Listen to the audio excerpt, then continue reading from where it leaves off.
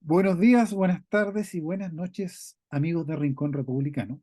En este momento tenemos un otro gran invitado que nos aleja un poco de lo que es tradicionalmente la parte política, podríamos decir, porque aquí nos gusta invitar a todo el mundo, ¿no? Y que es más relacionado con la parte contaminación y con la parte técnico-científica, en realidad, científica completamente.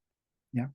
Hoy día estamos con un tremendo problema y se habla de una zona de sacrificio, varias zonas de sacrificio y de problemas de conflictos socioambientales, que en nuestra región, en el caso de nuestra región, tenemos un tremendo problemón con los metales pesados, ¿cierto? Con la contaminación del aire, con los óxidos de azufre, en el caso de la bahía de Quintero Conchuncaví, y recientemente se rechazó la modificación del PREMBAL, la imagen objetivo, para esa misma zona. En este momento, con este gran invitado, él se llama Waldo Quirós Venegas, y Waldo, él es científico, él trabaja en la Pontificia Universidad Católica de Valparaíso, él es químico de profesión, espero estar bien, tiene un máster, si no me equivoco, ¿cierto? Tiene un máster sí, tiene un máster tú también, Waldo, ¿no? No, yo tengo un doctorado en Es un doctorado, química. sí, pasaste un doctorado en química ambiental. Que a todo esto, cuando yo estudié en la parte de gestión ambiental, que yo lo veo como un poco más light desde el punto de vista de la política, digamos, pública, ahí yo tenía un ramo, yo me acuerdo que es química ambiental. Aquí tú lo ves, pero mucho más desarrollado, pero ya, me das mil patadas ahí en esa parte técnica, digamos, obviamente, y científica. Entonces, él es especialista y ha estudiado el tema de la contaminación y específicamente ha trabajado en el tema de esa área por mucho tiempo, ¿ya? Así que le damos la más cordial bienvenida a Waldo acá a este rincón republicano, que obviamente invitamos a gente que nos pueda dar una visión no necesariamente política, en este caso es científica, desde el conocimiento, hacia un problema que es de política pública, nos interesa a todos los sectores, ya sean derecha o izquierda. Así que bienvenido, Waldo. Gracias, Marco. Bueno, los temas, como estábamos conversando, los temas ambientales no se pueden ver solo desde la química, ¿no es cierto? Y no tengo ningún problema en que me hagas preguntas políticas también. Yo no pertenezco a ningún partido político, pero también todos estos temas ambientales uno no le puede hacer el quite, ¿sí? Así es. Que en el fondo son políticas públicas, ¿eh? Que el otro concepto que tienen los académicos es policy, el otro es política. ¿Ah? Aquí Ah, lo ya, tenemos ya. todo como para un misma, en el castellano tenemos una misma cosa. Entonces ahí es como que de repente se mezcla. En cambio los anglosajones lo tienen más separado. Oye, Waldo, mira, te quería hacer la primera pregunta. Ahí lo estuvimos comentando un poco antes de ingresar acá al podcast, al programa. Y primero que nada, yo te quería consultar, hay una contaminación que que viene por muchas décadas, y cómo parte este tema de la zona de la bahía de Quintero Puchuncaví, porque mucho se ha hablado de que no, que había ya viviendas que había una caleta en su momento, y que en algún momento se empezaron a instalar industrias en los años 1960 y tanto, ¿cierto? Que comienzan las primeras instalaciones industriales y hoy día es un pueblo estratégico digamos, en esa zona, en Quintero Puchuncaví, y había gente, pero hay otra visión que dice, no, que llegó gente después y por lo menos tanto se valía el tema de la industria. El tema es que ya tenemos un problema de contaminación más o menos grande. Entonces quería ir un poco por la parte histórica, que nos pudieras comentar un poco eso, cómo se produjo.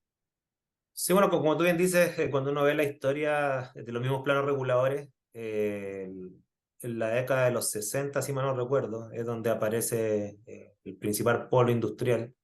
De hecho, yo en mis clases de química ambiental, yo tengo la fotografía digitalizada cuando se dibujaban más o menos a mano estos planos reguladores. Y ya decía ahí que se iba a instalar una industria de alta peligrosidad, o sea, así le llamaban. ¿Ah? O sea, los gobiernos sabían qué clase de industria, en este caso el tema de la industria del cobre, sabía la clase de industria que se iba a instalar.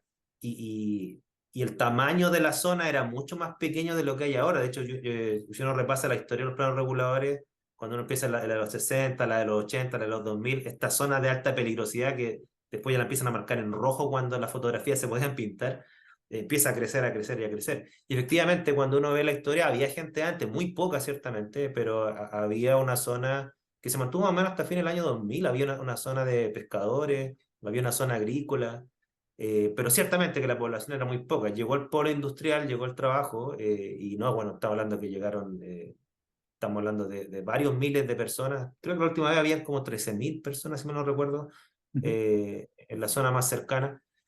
Eh, entonces, claro, no es falso decir que llegó gente después, pero es falso decir que no había nadie tampoco, que no había actividad. Sí había actividad agrícola y había actividad pesquera. Habiendo esa actividad que ya existía y después empieza a agregarse más población porque se generan fuentes laborales. Se Claro. empiezan a instalar industria energética, primero que nada con el tema de Sí. cobre, que la industria pesada en el fondo. Antes se llamaba más de la industria pesada, yo me acuerdo, que Peligrosa le surge decía, los planes regulares le llamaban peligroso.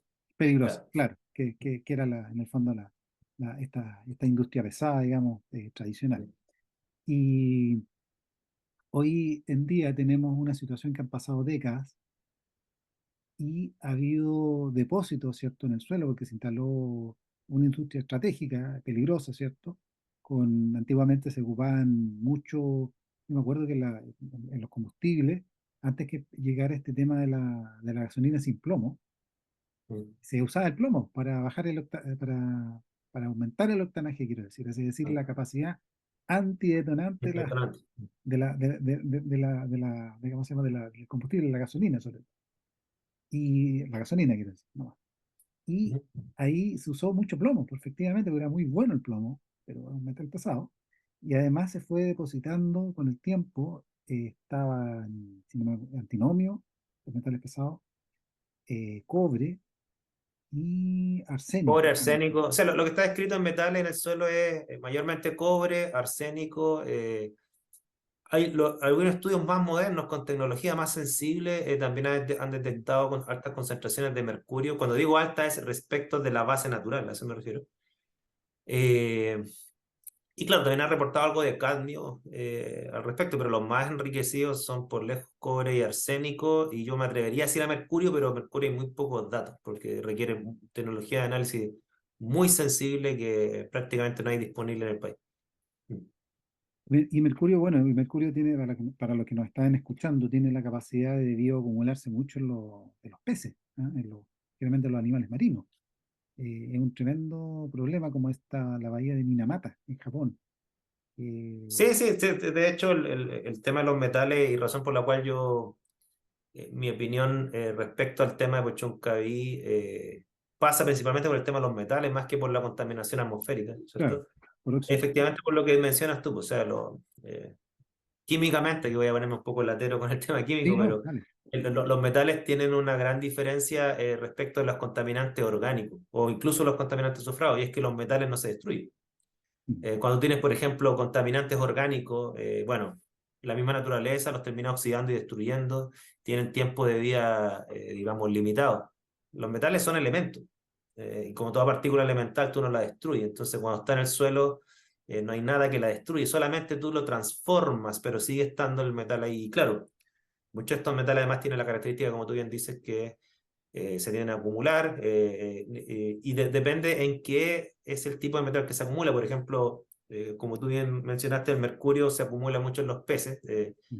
De hecho, esa es la razón por la cual, por ejemplo, a una mujer embarazada no se le recomienda comer un pescado No, carnívoro, porque los pescados carnívoros tienden a acumular mucho mercurio. el Y atún. el mercurio es neurodegenerativo y quizás los niveles de concentración donde se encuentra un pescado no contaminado tiene un nivel de concentración que es inocuo para una persona adulta, pero para un ser humano en gestación, claro, ahí puede pasar un umbral que puede ser peligroso.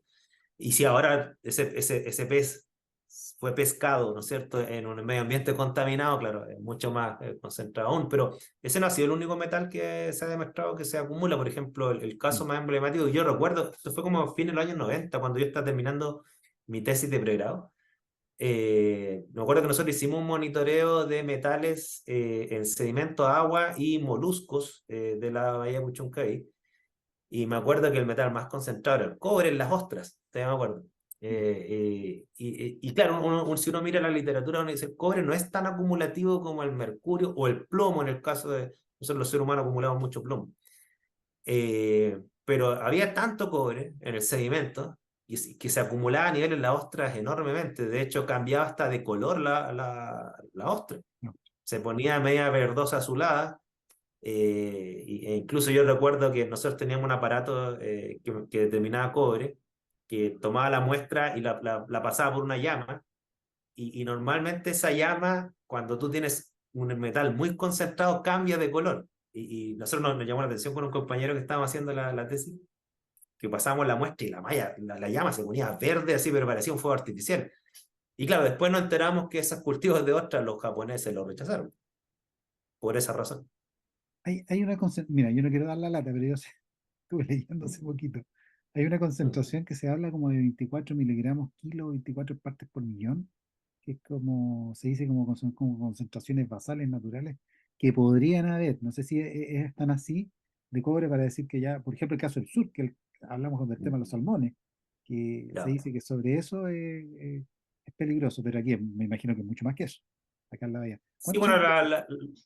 Dale, dale. los límites con los cuales tú comparas, hay que tener harto cuidado, ¿no es cierto?, qué estás comparando y para qué. O sea, no es lo mismo comparar para saber si tú tienes un sitio contaminado, ¿no es cierto? Mm, Respecto de comparar para saber si tu contaminante, en este caso metales, podría ser riesgoso para ti. Normalmente cuando uno hace estudios meramente de contaminación, porque tú puedes tener un sitio contaminado que no es riesgoso para ti, mm, ojo con eso, ¿no es cierto? Uno compara con un valor que es como global, que no es muy riguroso, que es con el promedio de la corteza terrestre. Entonces a ti te dicen ya, ¿cuál es el valor promedio de un metal en la corteza terrestre? Claro, el cobre se mueve más o menos en las decenas de ppm, dependiendo de la zona, claro. 20, 50, 100 ppm, miligramos por kilo, ¿no es cierto?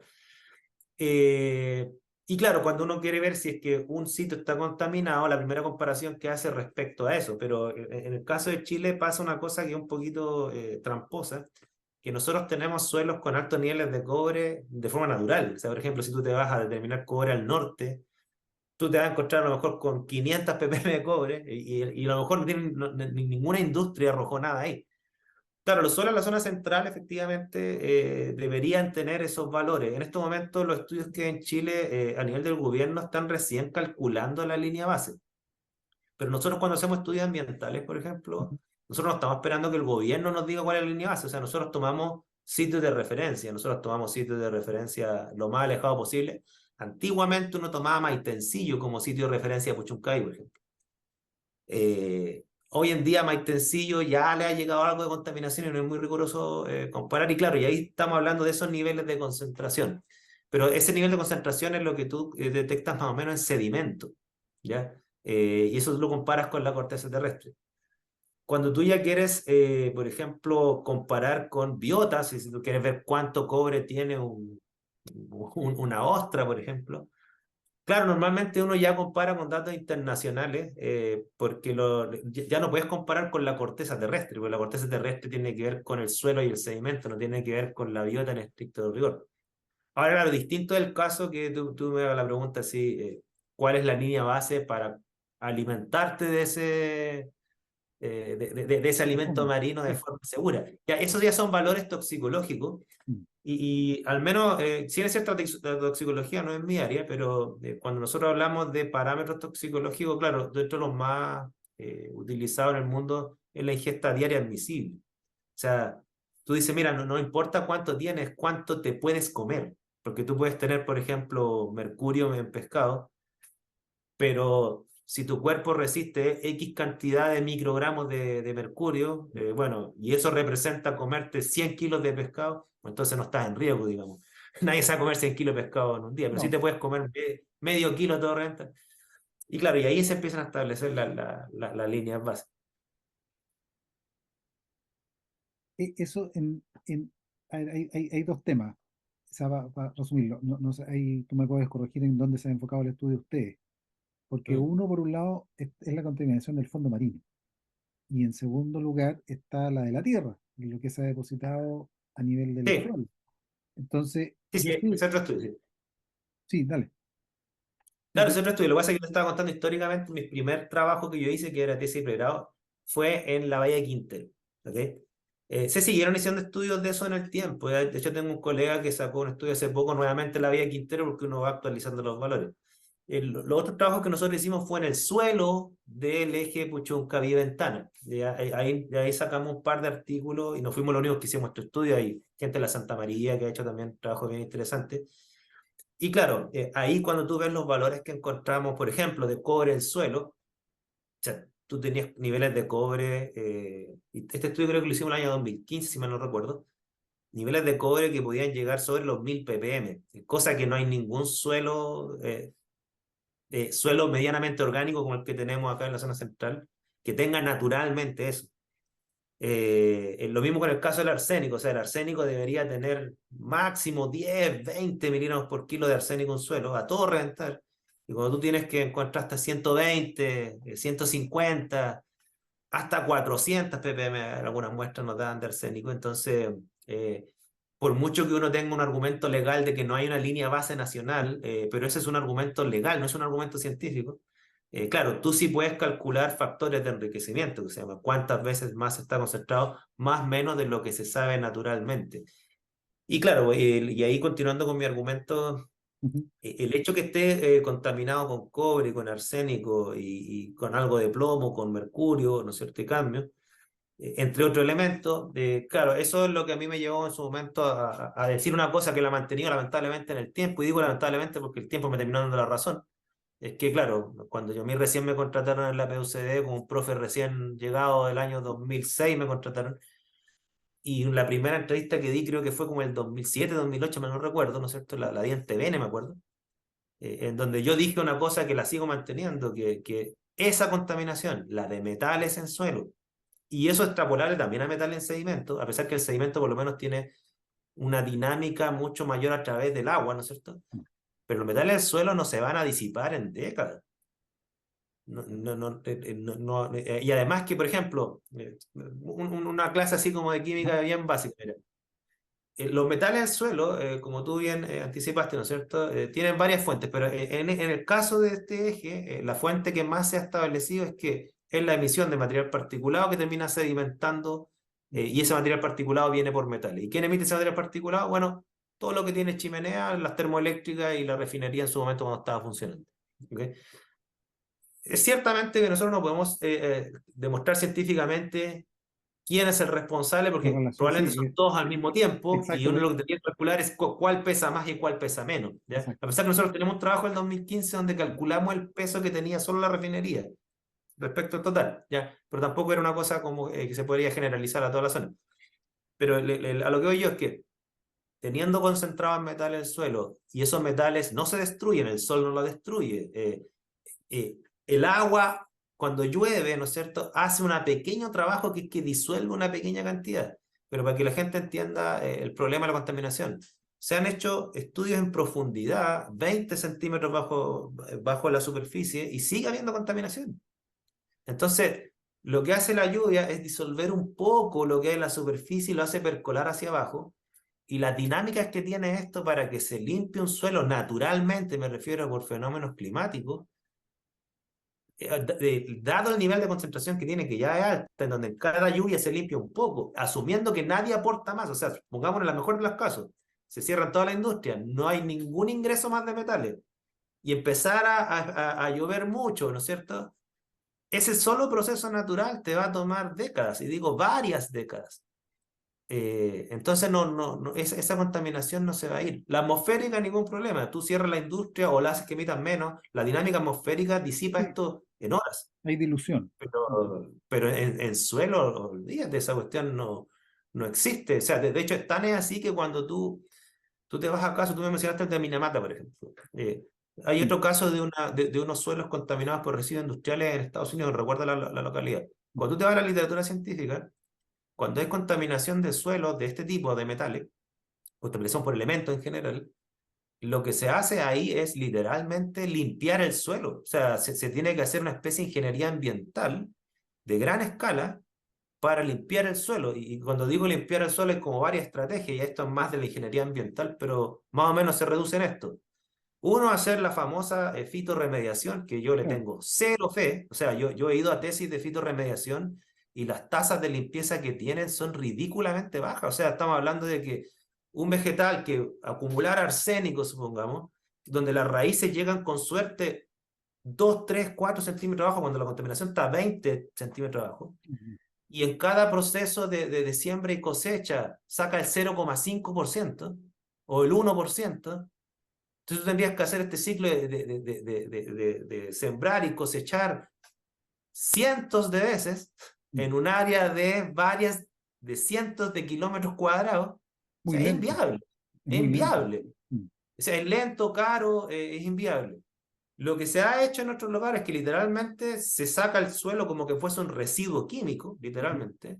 Se sacan los primeros 20, 30 centímetros y se lleva a un vertedero de residuos químicos y se restituye sobre un Otra capa. suelo limpio. Mm.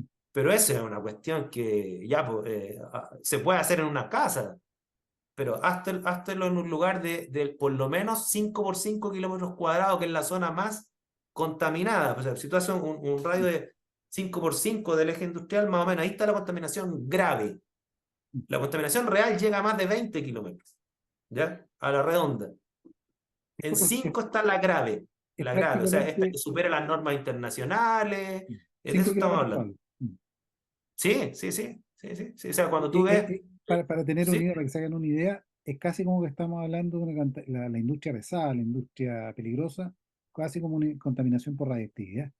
Casi de eso estamos O hablando. sea, desde el punto de vista de que Peligrosidad. el tiempo de vida que tiene esa contaminación va a ser de décadas, si no podría llevar hasta un siglo, ¿no es cierto? Claro, desde ese punto de vista estoy de acuerdo contigo. Ciertamente que la contaminación radiactiva tiene otros problemas, que es que Sí, emite radiación y es cancerígena por emisión de radiación radiación. gamma, Aquí, beta. esto es Sí. potencialmente cancerígeno si es que tú empiezas a ingerirlo. A pesar que hay algunos estudios hay un estudio que hizo la gente de la Santa María y hay un estudio que se hizo acá en agronomía, creo, que han hecho cálculos de riesgo cancerígeno y parece que con el caso del arsénico para niños ahí está asumiendo que hay unos cálculos que son bien estimados, así como que asumen que un niño es capaz de ingerir 1 o 2 gramos de suelo al día por los vegetales, porque se echa Mm. la mano en la boca, ¿no es cierto? Todos esos cálculos que tienen varios supuestos, obviamente, llevan a decirte que sí, porque que hay ciertas zonas, y sobre todo para niños, donde los niveles de arsénicos que hay representan un peligro carcinogénico, ¿ya? A pesar que esos tienen supuestos bien cuestionables, o sea, a veces la gente parte de otros supuestos, una masa corporal mayor, menos agua, Claro. y no da, riesgoso. Pero sea como sea cualquier principio ético precautorio que en donde tú tienes la duda de que esto es riesgoso o no, es aplicable. Ahora voy a meter la cuchara en otra cosa, porque resulta Ujú. que hay ha estado en la polémica también el tema del paño a la salina, y ahí se está trabajando con bioremediación con bacterias, básicamente. Mm. ¿Cuál es tu opinión de eso, de esa? Que se está llevando a otro lado, Bien. pero Sí, mira, es que normalmente es como ahí había en estanques de combustible, ¿no es cierto? El tipo de contaminación que uno espera con cierta plausibilidad es contaminación orgánica por combustible. benceno. Claro, los combustibles tienen una ventaja que por ser moléculas orgánicas, Ujú. energéticamente es mucho más fácil degradarlo. Digamos. Pero si tú le pones bacterias a un suelo con arsénico, Mm. ya, voy a hablar así bien simple. La bacteria se puede comer el arsénico, pero va a quedar en la bacteria. Y la Mm. bacteria va a estar en el suelo, y no se va a ir del Sí, suelo. hay Entonces, que no, no, sacarla. no, no me sirve una bacteria que coma arsénico. Si el arsénico va a seguir ahí y la gente se va a comer los vegetales que crecen ahí con esa bacteria. Entonces, claro, pero distinto es una bacteria que degrada el combustible y lo transforma en moléculas más chicas que son inocuas. Muchas de ellas son hasta gaseosas, se pueden ir. Eso Exacto. yo le veo más factibilidad. Ciertamente un ingeniero ambiental te podrá decir si es económicamente viable, pero que es científicamente viable, sí, sí, ahí no hay problema. O sea, tú podrías, de hecho, uno como químico yo te diría, sabes que tómate ese suelo y agrega un oxidante fuerte y el petróleo se podría degradar, o una bacteria oxidante, lo que tú quieras. Ya, Después un ingeniero dirá, es viable económicamente, la inversión se puede, en los tiempos, todo lo que tú quieras, los flujos de entrada y de salida son súper ingenieril. Ellos verán, digamos. Pero en este caso yo te digo, los metales es científicamente inviable, o sea, tú no puedes destruir los metales. Y lo llevo volviendo a la Bahía de Quintero. Hace un tiempo, estoy hablando, hace unos 10 años atrás, si no me equivoco, se habló de, estoy hablando del fondo marino, de la bahía, de que se iba a hacer una experiencia, creo que a través de un FIC, y no sé en qué quedó, la verdad, así como quedan muchos, de hacer una bioremediación con choritos, cualgas de chorito que captan metales pesados y tienen Mm, capacidades de bioconcentración por núcleos de mineralización y todo el cuento. Lo puede atraer, como un imán, ya. entre comillas. Y no sé qué quedó eso, ni no sé si es factible hacer eso en el fondo marino. Porque ya hablamos un poco del suelo, ahora te muevo al fondo marino. O sea, está escrito en la literatura que, o sea, dos cosas, y esto solamente a nivel de Puchuncaví, esto es como mundial. Primero que los sedimentos son los reservorios de los contaminantes químicos en todos los ecosistemas acuáticos, en todo. O sea, llega un contaminante metálico, no metálico, y la mayoría tiende a acumularse en las capas sedimentarias.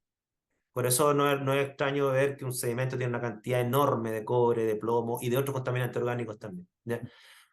Y efectivamente hay algunos moluscos, sobre todo los bivalvos, que como su proceso de alimentación, tengo entendido que filtran, ¿no es cierto?, agua y sedimentos, acumulan muchísimo metal, ¿ya? Y otros contaminantes también, ¿ya? Sí, sí, mi problema ahí es el siguiente, ¿ya? Primero, la viabilidad, o sea, tener en cuenta que el chorito te va a filtrar la capa superficial. El problema es esta contaminación que lleva tantas décadas que ya está enterrada, varios centímetros para abajo. Ese es el problema. Y esos moluscos no van a filtrar lo que está más abajo, a filtrar lo que está meramente superficial, que es la contaminación actual, no es la pasada. Entonces, ya ahí veo un problema científico detrás. Ya que si la contaminación fuera recientemente, fuera actual y está acumulada solamente en los primeros centímetros, tendría plausibilidad. Y ahora después el segundo problema es un tema de escala, pues, o sea, decir ya, supongamos que fuera así, y los choritos lo hacen. Los choritos van a acumular el metano, lo van a destruir, Sí, quiero ser bien claro con esto. sí, Después esos choritos hay que sacarlos de ahí, no se hay que pueden comer, hay incinerarlo. que disponerlo en un vertedero. No Eh, sirve ni para comida eso. no nos sirven para hacer una No, paila marina ni nada, no, ¿no es cierto? Entonces van a generar obviamente una gran cantidad de basura orgánica no. que hay que llevársela a otro lado. ¿Es mejor eso o es lo que se hizo en Minamata? Ojo, porque yo el caso de Minamata siempre lo utilizo en mis clases. ¿Por Mm, qué? Porque cuando se contaminó con mercurio la bahía de Minamata, porque había una industria que utilizaba mercurio en sus procesos, así es. y se arrojó mercurio ahí, gran parte del mercurio quedó en el sedimento y en la biota marina, particularmente en peces. ¿Ok? ¿Cómo se dieron cuenta que había mercurio en los peces? Se dieron cuenta de la peor manera, ¿no es cierto? Cuando la gente y los animales que comían peces, Los los gatos, gatos, los gatos. ¿sí? Terrible. Empezaron a tener espasmos y a morir, ¿no es cierto? Que es lo típico de enfermedad neurodegenerativa. Pero si uno mira la historia, ¿qué es lo que pasó después? ¿Qué es lo que hizo Japón, ¿no es cierto? Hizo dos cosas. Hizo una limpieza industrial del sedimento. O sea, literalmente es ir con barco haciendo, dragando todo esto, ¿no es cierto? Y se demoró décadas en hacer eso, antes de darle luz verde a la gente para que vuelva a vivir ahí, por así decirlo. Y lo segundo que hizo, que es lo que yo siempre he dicho que en el caso de Buchonkai se tiene que hacer, es una indemnización a los descendientes de los afectados. Y estamos hablando de indemnización de cientos de millones de llevados a dólares Mm, y se redistribuían en pago económico, financiar la educación de los hijos de estas personas que ya habían muerto. Porque claro, cuando el daño es irreversible en una generación, que esa es mi tesis que yo tengo en Puchoncaví, el daño es irreversible en una generación, insisto, yo el 2008 creo que dije esto por primera vez, ya sí, vamos a llegar al 2028, ya va a pasar una generación, ¿ok? O sea, el tiempo me va a terminar dando la razón, ¿ok? Yo no era el que decía esto mm, solamente, pero porque yo recibo crítica incluso de la gente de Puchoncaví por haber dicho eso, ¿eh? Ojo. Lamentablemente el tiempo me terminó dando la razón de, ¿sabes? ¿No es cierto? ¿Qué es lo que se hace cuando el daño es irreversible en una generación? Indemnización. Y estamos hablando de indemnizaciones de esta magnitud. Yo no estoy diciendo quién tiene que indemnizar. Yo me la juego más que, que tiene que indemnizar el Estado, porque la industria que más contaminó estaba bajo el alero del Estado. ¿Ya? Ahora, Es un si solo el problema. Estado y las demás Sí, tienen que poner algo, ya esa es una cuestión que es legal, de cálculo. Yo no tengo ni adversión ni por el Estado ni por los privados, mm, pero de que tiene que haber una indemnización y no simplemente, que eso es lo que yo, razón por la cual cuando me han invitado a estas reuniones sociales, yo voy y después termino dejando de ir, ¿no es cierto? Esto no se resuelve poniendo más sistemas de monitoreo. Sí, cuando tú pones más sistemas de monitoreo, simplemente le aumentas la resolución a la contaminación. Y y además en que el estos fondo sistemas de no le da monitoreo plata al Estado. funcionan para contaminantes atmosféricos. No funcionan, no hay sistema de monitoreo para metales. Esa es la contaminación que no se ve. Mm, ¿Se fijan? Y es la que más difícil darte cuenta del daño que te genera porque los daños son a largo plazo. Es un efecto imperceptible que se ve reflejado después en estadística. No es como la contaminación atmosférica donde las personas sienten un malestar, van al hospital y uno vería un sistema de monitoreo con una alerta temprana, que yo jamás he visto una alerta temprana en un sistema abierto, siempre lo he visto en sistemas cerrados. Con una alerta temprana podría salvar a la gente o hacer que se enclaustren en sus casas, pero en el caso de los metales no es la solución. Entonces, claro, fijamos el caso de Minamata, pues debería haber una indemnización. Así como han habido indemnizaciones por otros crímenes que han cometido el Estado, bueno, aquí también yo creo que si es que es clasificable como crimen, delito, falta, no sé, yo no soy abogado, pero hay Pero algo ahí que se debe claro, ahí sería indemnizar. retroactiva, de manera retroactiva la indemnización teniendo en cuenta todo el daño que sufrieron y podría emplearse el argumento de la contribución de la indemnización. El polo industrial tiene 6 décadas. Sí, ¿Ok? imagínate todo lo que está Eh, acumulado en ese tiempo. sí, los estudios ambientales, los primeros, salieron más o menos a principios de los 90. Y ahí hay un cúmulo de datos que ya está más o menos claro que hay contaminación. Si vamos a esperar a los estudios científicos que digan cuánto aportó cada empresa, esos estudios no van a llegar nunca. Es un sistema demasiado complejo, se requerirían décadas más de estudio para poder llegar a la conclusión de que el 80% fue en AMI, el 20% fue en las termoeléctricas, no sé. Eh, entonces, ¿qué hacemos? Y En el no sé caso de si tenga mucho Minamata, claro, sentido hay una sola tampoco. industria. Claro. ¿Perdón? No, y no sé si tenga mucho sentido tampoco, la verdad. Porque No, la porque solución es una obvia. cosa es la justicia y otra cosa es el conocimiento. Yo creo que ya hay el conocimiento suficiente para demostrar que es una zona contaminada, que le ha arruinado la calidad de vida de las personas, que la situación es irreversible, al menos por el tema de los metales en una generación. ¿Y qué haces con eso? O sea, por ejemplo, mira, yo me acuerdo que una vez, cuando una de las últimas entrevistas que di, en el periodo que a lo mejor era esa que tú leíste, Ujú. me dijeron, bueno, ¿qué haría usted? Me dijeron, si usted viviera allá. Sí me hicieron la pregunta. Y yo le dije, si yo viviera allá, yo haría todo lo posible por irme de ahí. Y me acuerdo cuando dije eso, me escribieron varias personas, y pero el caso que más me recuerda, la señora Ruth, ella me dice, es que yo quiero irme de ahí, pero no tengo cómo irme, obvio. O sea, fíjate, yo no estaba diciendo que hay que echar a la gente de ahí, yo confío en que la gente toma sus propias decisiones y pondera los riesgos y los beneficios, pero hay que darle la información y hay que darle las opciones. Pues, o sea, lo que la señora Ruth cuando habló conmigo, ella quería irse ahí, pero no tenía plata para irse. Porque obviamente tú necesitas plata para irte de ahí y cambiarte de lugar. Entonces la gente que no tiene dinero no puede elegir irse. ¿Se ven? Entonces, quizás cuánta gente quiere irse ahí y no puede. Po. Yo respeto a la gente que no quiere irse. Ya, yo creo que están cometiendo un error, pero bueno, cada quien hace lo que quiere con su vida y a lo mejor la indemnización, si algún día sale, lo ocuparán para otras cosas. No sé. Eso ya es una cosa de cada uno, pero me preguntaron a mí, ¿por qué haría yo? Yo me iría, pues, si tuviera los medios para irme, me voy.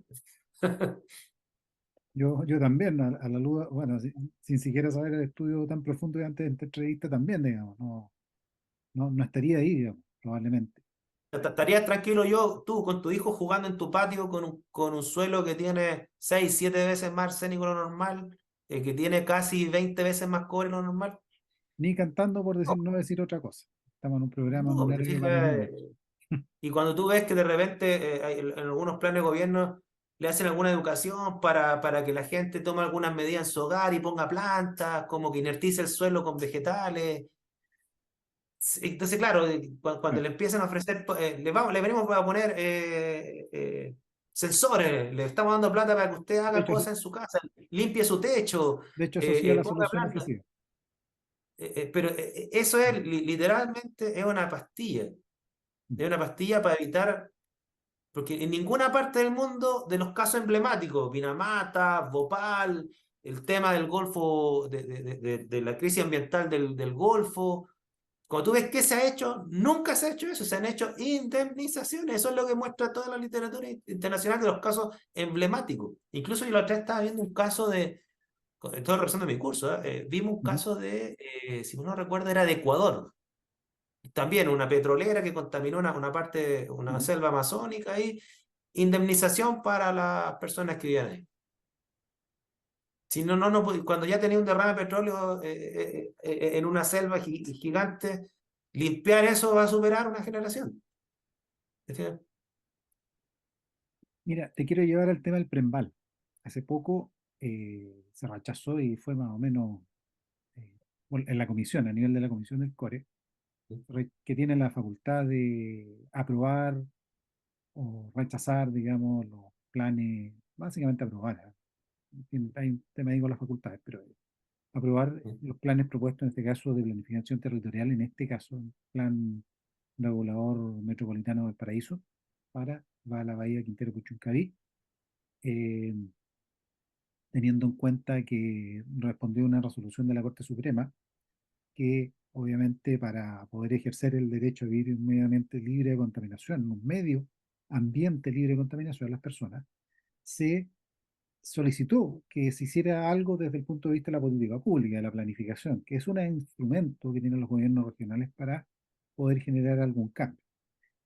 Y el nuevo Prembal, y yo fui crítico con el tema del Prembal, otros fueron críticos, pero más por un tema político, por un tema de puesto de trabajo. Bueno, también yo encuentro que son importantes los puestos de trabajo, que es una zona industrial, y, y generaba parar el crecimiento de la industria peligrosa, que puede sonar bien, ¿ya? Pero tiene una limitante, ya la vamos a analizar, y aumentar las áreas verdes. Entonces yo inmediatamente paré un poco ahí las antenas, que áreas verdes, pero va a seguir llegando gente. Después que había visto lo que tú, así, ¿cómo le decimos a la gente que pueden ir y con varios otros usos, con usos comerciales, y hay algo raro? Entonces, no es que haya algo raro que esté mal, pero bueno, yo tengo mi visión ideológica, como tú lo sabes, digamos, mi visión político-ideológica, ya tengo una visión, pero yo creo que aquí ampliar áreas verdes sin ser honesto con la gente, yo creo que aquí se está faltando ese tema. Segundo, el tema industrial. ¿Qué es lo que yo propongo? Yo lo que yo propongo es concentrar esfuerzos en descontaminar el área, que voy en la línea que tú estás proponiendo.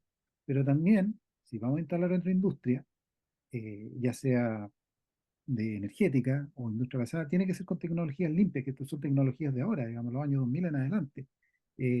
Cuando yo estudié, yo te comenté algo un poco, ya habían sistemas de tecnología anticontaminante que es cara, mega fundiciones que no prácticamente muy casi nada lo que emiten, en el caso del cobre, y todo lo que es la industria, por ejemplo, del gas natural, que emite un poco los COB, los compuestos orgánicos volátiles, pero que se van degradando, no es un tremendo problema.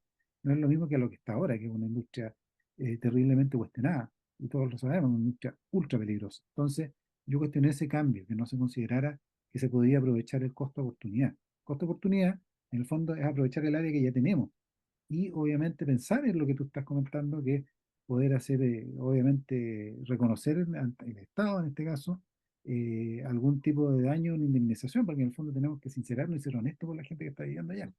Entonces, el PERMAL, te lo resumo un poco, se rechazó. Se rechazó, o sea, más que la comisión, y después ya se iba a presentar en el Pleno, no quisieron pasar el bochorno, el MIMBU, y va a analizar las observaciones de los consejeros y probablemente lo que vaya a hacer, vaya a dar una redefinición aquí y por allá. La cosa es que se va a votar como el 2 de noviembre, más o menos. Se va a votar nuevamente en el Pleno. Yo no sé qué cambio profundo le van a hacer, porque la verdad es que ahí lo que se propone en el fondo como una pastillita nomás, pero no va al tema de fondo. Obviamente el plan regulador no va a ver cuáles van a ser las obras de infraestructura. Yo estoy súper de acuerdo con eso. No es el instrumento para. Pero me parece que se vende como la panacea, y no es la panacea. Ese es el tema. Entonces, no sé, ahí te dejo un poco la palabra con lo que son los planes reguladores, que está bien ordenar un poco la casa, pero también hay realidades que estamos hablando. de lugares, de sitios altamente contaminados, que va más allá de la solución de carácter integral con, digamos que, ofrecer solamente un tema del plan regulador. Y para terminar, Sí. para darte la palabra, esto es lo que se llama en política pública ambiental, se llama wicked problem. ¿No? Los problemas como problemas perversos, que se llaman. Que Mm. cualquier alternativa que tú tomes te va a causar un problema, otro problema más. O sea, la solución no es fácil, es muy Sí. compleja. O sea, igual la indemnización es un tremendo tema, es casi como una deuda histórica que ahora se estuvo hablando. O sea, la- no sé cuánto estamos hablando en plata, pero no es poco. Adelante. Sí, mira, bueno, de hecho la definición de crisis es que nunca hay una buena solución. Todas las soluciones son malas y uno tiene que tomar la menos mala. Si no, no sería crisis. Claro. Si no, sería un simple problema. Mira, yo soy químico industrial de profesión, ¿ya? Yo trabajé en la minería. Trabajé un año en la minería, ¿ya? Y este tema de los planos reguladores tiene dos propósitos y ahí hay que separar las cosas, porque una cosa es las normas ambientales, otra cosa son las tecnologías productivas, otra cosa son los planos reguladores y el tercer aspecto ya el tema político de cómo quieres que un país se desarrolle y cómo los poderes se confabulan para que esto ocurra. Pero si partimos como de lo general o particular, ¿no es cierto? Claro, si lo vemos a nivel de país, ¿no es cierto? De Estado-nación, por así decirlo, eh, cualquier ideología política, izquierda o derecha, quiere que el país se desarrolle. Así es. Yo no, o sea, yo creo que cualquier persona que ha leído un poquito de Marx diría, oye, es que la industria tiene que florecer, pues sí, sí, Esa es la esa es la base de la Sócrates. productividad. O sea, la persona que se dice marxista y odia la industria, quiere decir que no ha leído a Marx.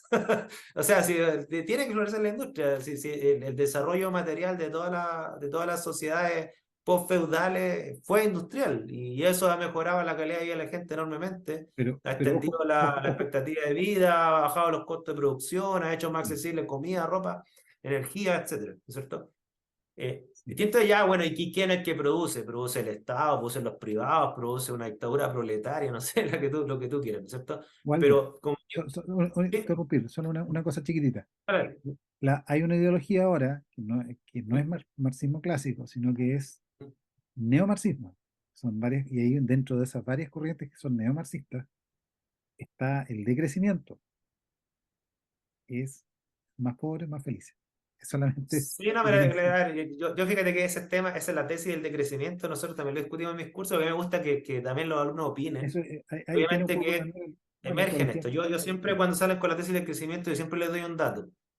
Si tú tomas el PIB mundial, es más bajo que el de Chile. Son creo que $12.000 per cápita, algo así. ¿Ya?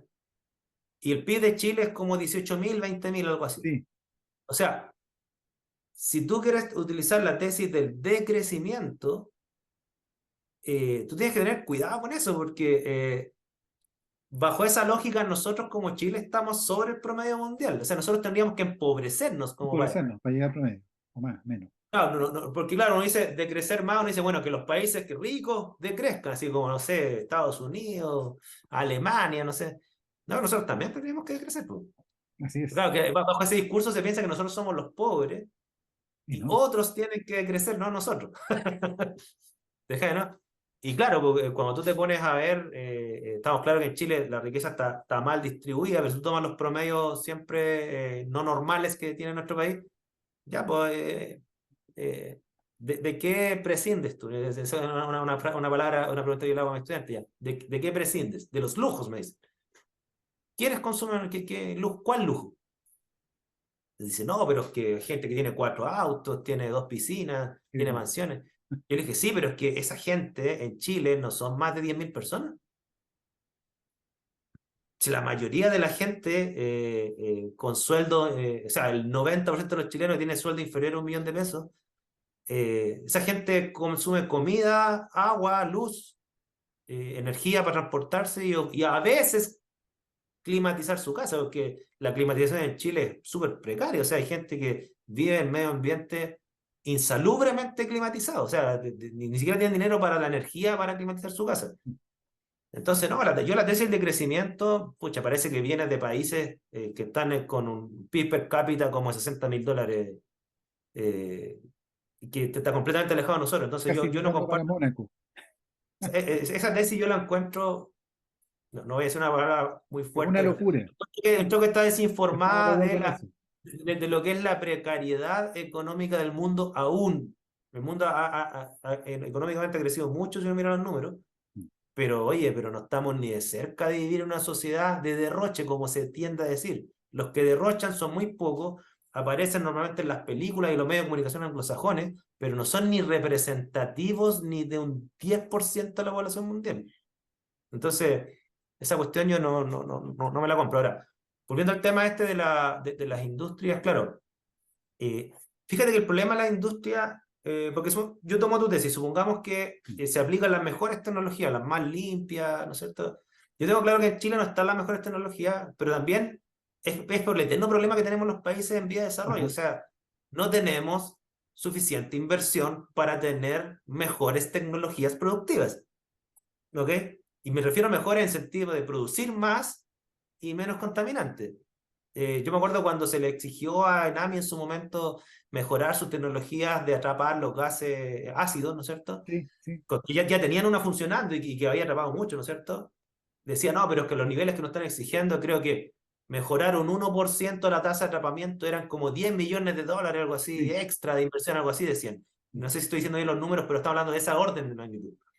Entonces, claro, una industria que produce harta plata, pero no tanto como para invertir $500 millones para llegar, no sé, para lo que quieren, lo que emite una industria alemana, ahí nos topamos con un impedimento. Pero aún cuando ese impedimento lo superemos, supongamos que lo superamos, y ahí te viene mi opinión como equipo industrial. Fíjate que el problema de tener gente viviendo en torno a la industria son dos. Una, que la industria contamina sobre las normas, pero eso se puede resolver con normas más estrictas y con mejor tecnología.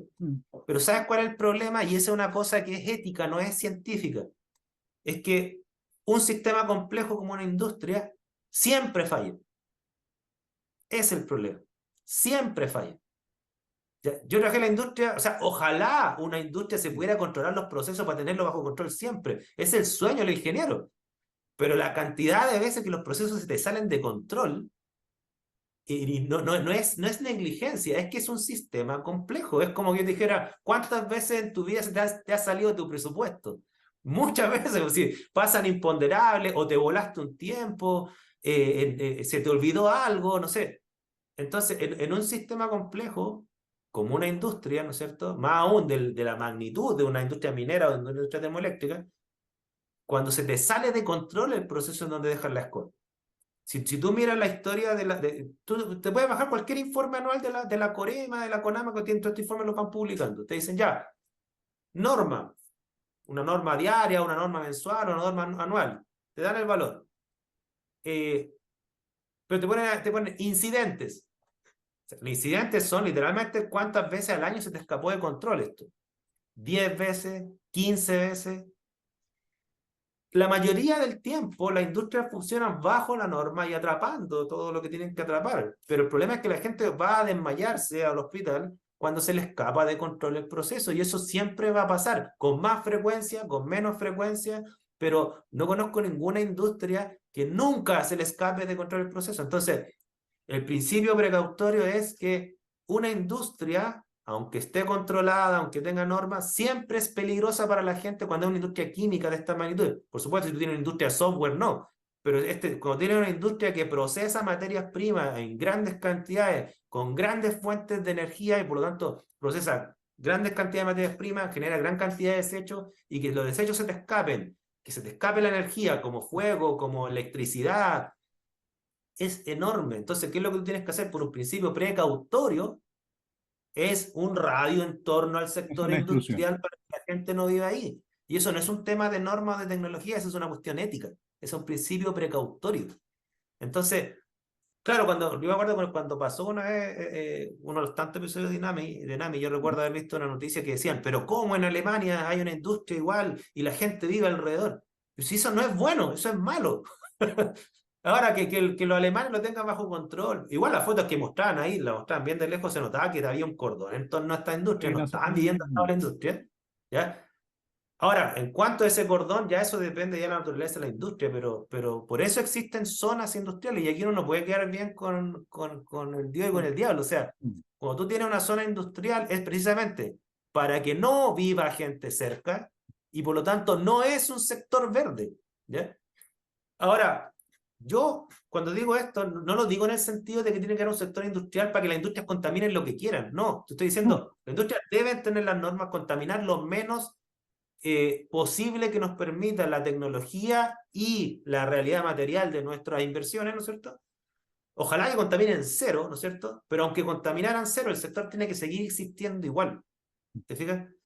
Y ahí y zonas verdes, no, pues eso es sectores residenciales. Como tú bien dices, ¿cómo tú vas a poner un plano regulador que te prometa que en un sector industrial va a tener zonas verdes? O sea, por el no, o humedal, sea, compite. si quieren poner zonas verdes por cuestiones ornamentales, para que la gente que pase por ahí vea algo bonito, súper, pero no es para que la gente vaya al parque ahí.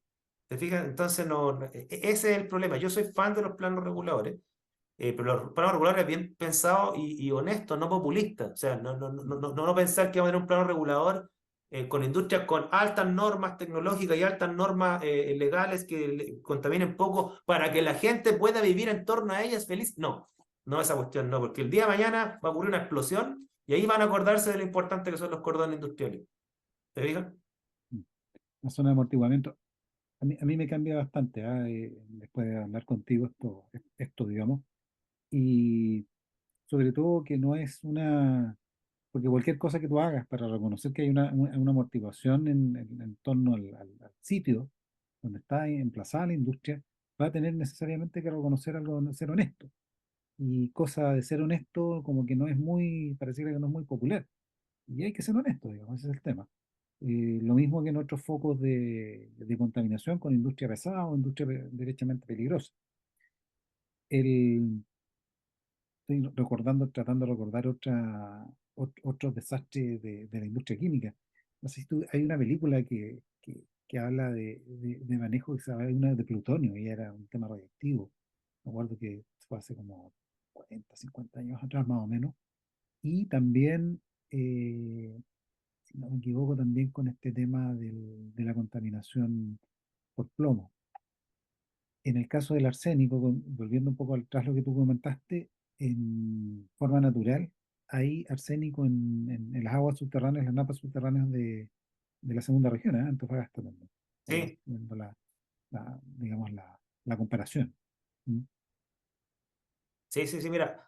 Es que claro, por eso contaminación no quiere decir necesariamente realizada por el ser humano. O sea, hay fenómenos de contaminación natural. Por ejemplo, una erupción volcánica es un fenómeno de contaminación natural. ¿Ya? Nosotros no hicimos un trabajo de qué tanto contaminó con arsénico la erupción del volcán Chaitén. Lo hicimos en medio con la Sí, Santa María. ¿Ya? Entonces, pero es mismo tema. O sea, mire, ahora me acordé del volcán y me vino a la cabeza este otro tema. Si tú, por ejemplo, un volcán es la misma analogía, o sea, por precaución, tú no tienes que vivir en torno a un volcán activo, por precaución. O sea, si tú me dices a mí, no, pero es que el volcán se ha movido apenas con una pequeña llamarada en los últimos 200 años. Sí, pero el día que ocurra la erupción vaya a matar a gente. Entonces, por un principio precautorio, tú no puedes vivir al lado de un volcán mm, activo. Quizá un volcán inactivo, ya listo, pero un volcán activo no. Entonces, este tema de la industria, si ustedes tienen que, o sea, digo ustedes, por la gente que está escuchando, ¿no es cierto? ujú, Yo sé que tú lo tienes claro, sí, pero imagínate que yo dijera a ti, tengo una olla de presión al fuego que mide el tamaño de un edificio y tú estás viviendo al lado de esa olla. Y yo te decía, no te preocupes, si la olla está bien hecha, cuando liberamos la presión sale por un tubito, nunca te va a afectar a ti. O sea, claro, técnicamente tu argumento está bueno, pero éticamente, ¿para qué te vaya a vivir al lado de una olla de presión? mm, No sé si sí, eso es éticamente reprochable, mm, ¿no? Porque estás poniendo en un riesgo innecesario a una persona. Tú quieres decirle, no, usted por precaución vaya a seguir por otro lado. ¿Ya? claro, en Mira, en la principio el manejo del literatura peligro, claro, claro, o sea, en la sí, literatura, desastres industriales hay varios. Yo el que más me acuerdo era el desastre de Seveso, que fue la sí, famosa contaminación por dioxina. Ya, o sea, había una industria que producía triclorofenol, que creo que el triclorofenol, creo que se ocupaba como base para hacer pesticidas, no recuerdo muy bien, ¿no es cierto? Pero un trabajador cometió un error, echó agua en un reactor que no tenía que haber echado agua, esta cuestión reventó, arrojó dioxinas como 20 kilómetros a la redonda y ya, pues. Y había una población enorme viviendo al lado. ¿Te fijas? Las dioxinas Y son las altamente dioxinas, cancerígenas para los que están escuchando. las dioxinas, sí, son de los que tienen los indicadores de toxicidad más altos que existen. Incluso algunas dioxinas tienen indicadores de toxicidad más altos que residuos nuclear. Entonces, ya, pues. Entonces la pregunta es, ¿puede alguien mandarse un accidente? No, no es que esté mala la tecnología. Un trabajador se quedó dormido, hizo algo que no tenía que hacer. Por supuesto, las industrias tienen sus medidas de seguridad y todo, pero los accidentes precisamente surgen cuando superan todo esto prebendas. Sí, ese es el tema. Entonces, por eso son los sectores protegidos. Y claro, y si eventualmente hubiera un derrame al mar, que nadie quiere hacer un derrame al mar, pero si se hace por accidente, bueno, va a dañar solamente esa zona los planos reguladores deberían ubicar esto en zonas que ecológicamente no tengan tanto valor, ¿no es cierto? Así es. Por eso yo, por ejemplo, soy enemigo cuando dicen, ¿te acuerdas que una vez que hubo una polémica por una industria que se iba a instalar en el sur, donde ahí pasaban como unas ballenas, algo así que, Ah, de aluminio, sí, era bien claro, una luminiscente. cosa así. Sí. Claro, yo no tenía el mapa ni nada, ¿no es cierto? Pero supongamos que es el caso, o sea, se va a instalar un muelle y una industria, eh, en donde la industria dice cumplir con todos los parámetros tecnológicos más exigentes del universo. El gobierno se compromete con poner normas y fiscalizadores. Pero si a mí me dicen que va a pasar ahí una zona por donde pasan, no sé, peces o ballenas con un valor ecológico enorme, porque de ahí se alimenta todo el ecosistema, Ujú.